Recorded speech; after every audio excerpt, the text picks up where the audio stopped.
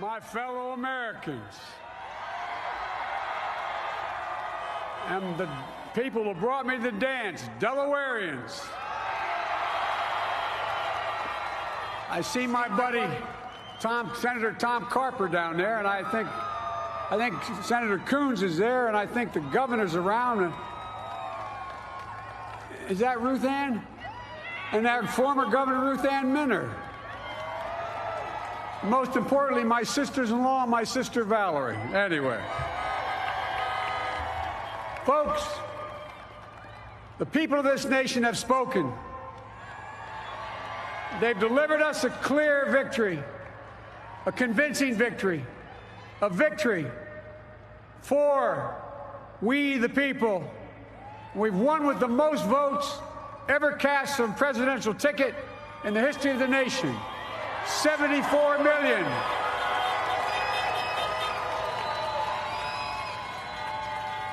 What I must admit has surprised me. Tonight, we're seeing all over this nation, all cities and all parts of the country, indeed across the world, an outpouring of joy, of hope, renewed faith in tomorrow, bring a better day.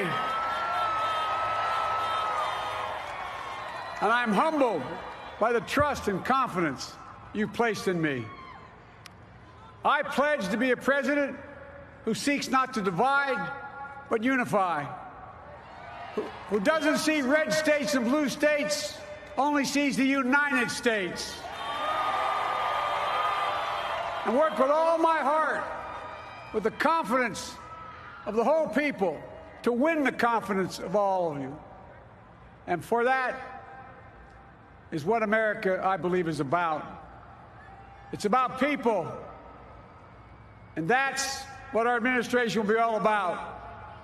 I sought this office to restore the soul of America, to rebuild the backbone of this nation, the middle class, and to make America respected around the world again,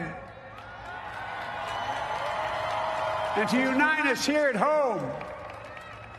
It's the honor of my lifetime that so many millions of Americans have voted for that vision.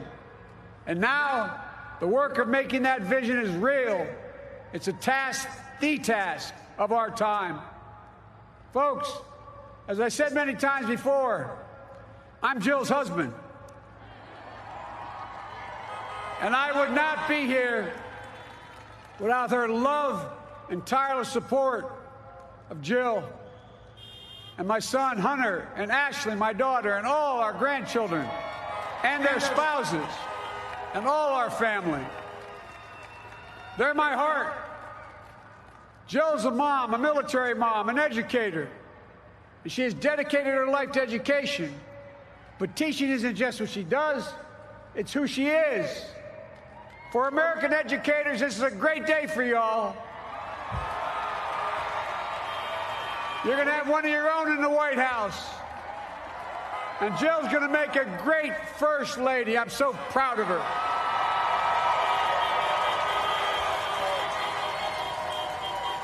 And I'll have the honor of serving with the fantastic Vice President who you just heard from, Kamala Harris,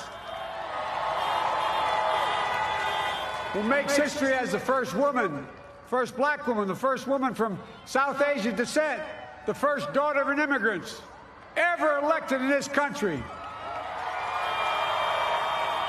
Don't tell me it's not possible in the United States. It's long overdue.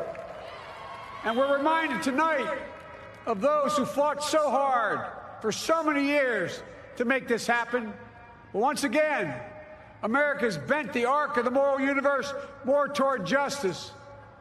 Kamala, Doug, like it or not, your family, you become an honorary Biden, there's no way out.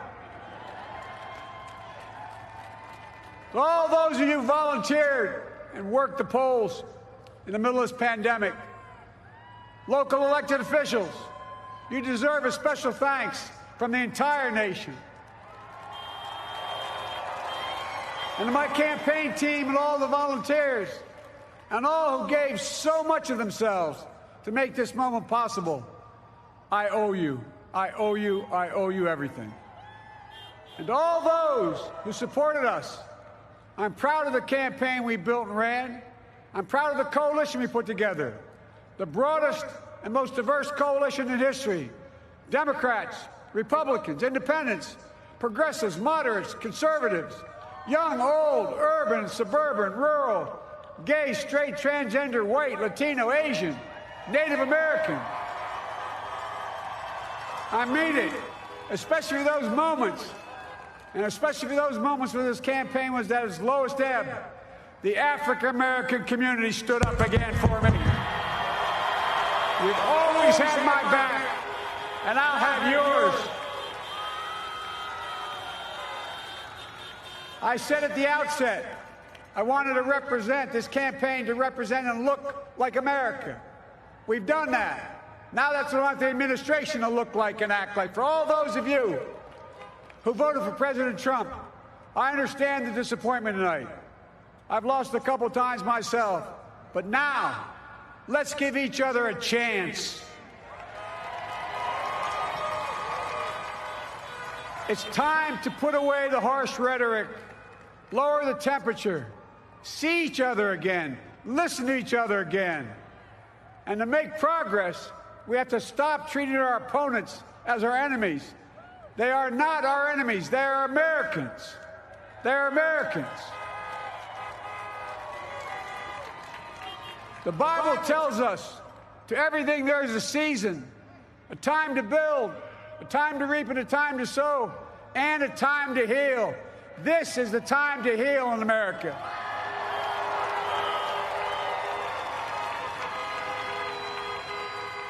Now this campaign is over.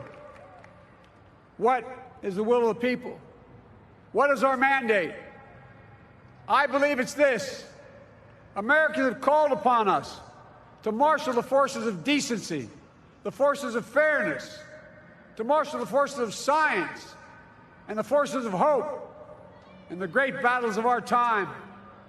The battle to control the virus, the battle to build prosperity, the battle to secure your family's health care, the battle to achieve racial justice and root out systemic in this country,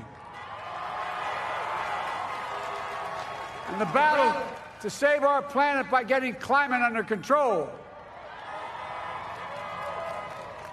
the battle to restore decency, defend democracy, and give everybody in this country a fair shot. That's all they're asking for, a fair shot. Folks, our work begins with getting COVID under control.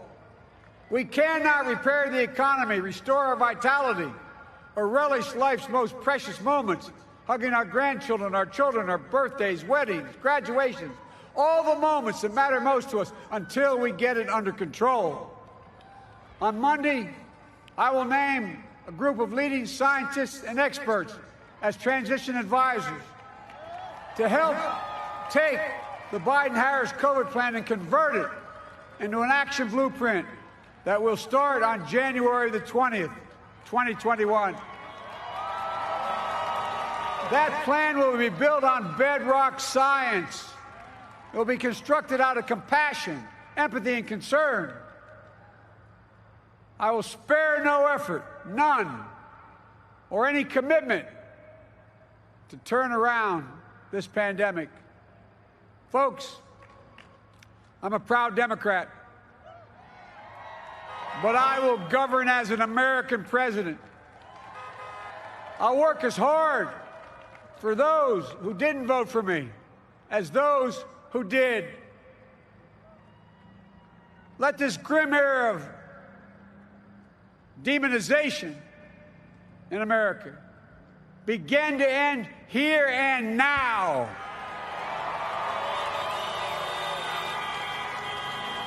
The refusal of Democrats and Republicans to cooperate with one another, it's not some mysterious force beyond our control. It's a decision, a choice we make. And if we can decide not to cooperate, then we can decide to cooperate. And I believe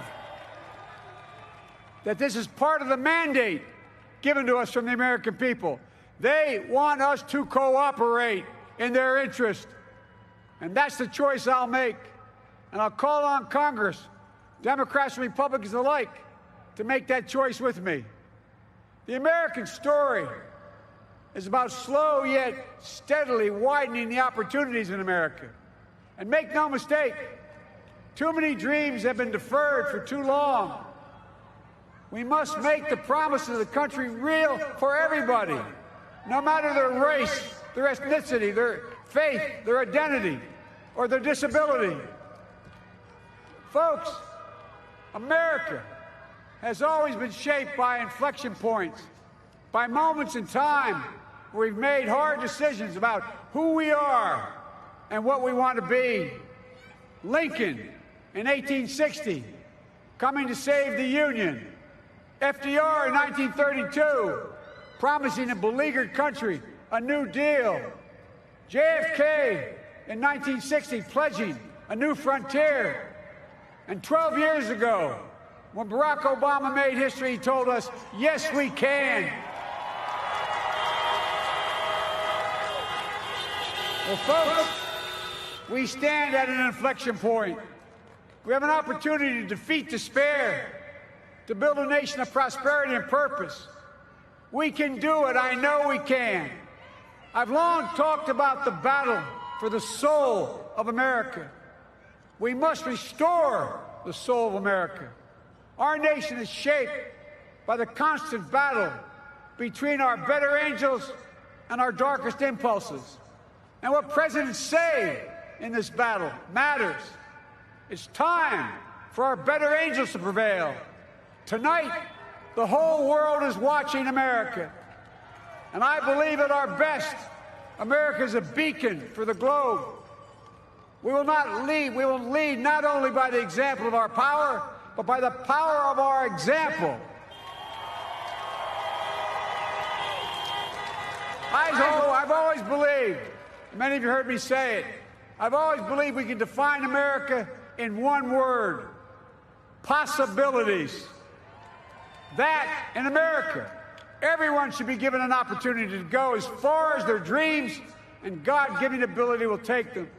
You see, I believe in the possibilities of this country.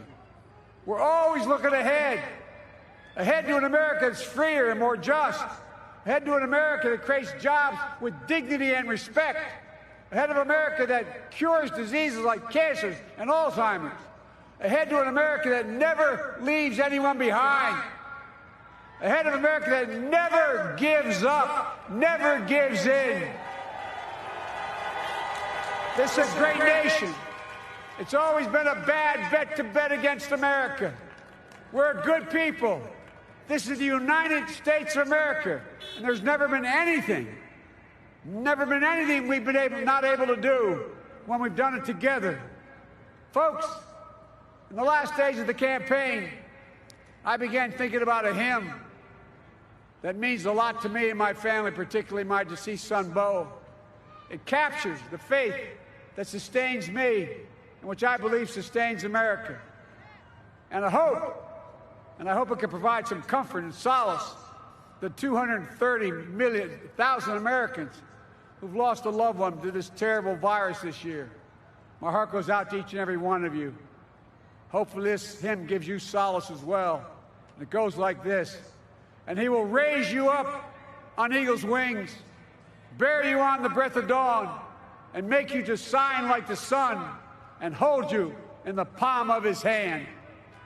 And now together, on eagle's wings, we embark on the work that God and history have called upon us to do, with full hearts and steady hands, with faith in America and in each other, with love of country, a thirst for justice.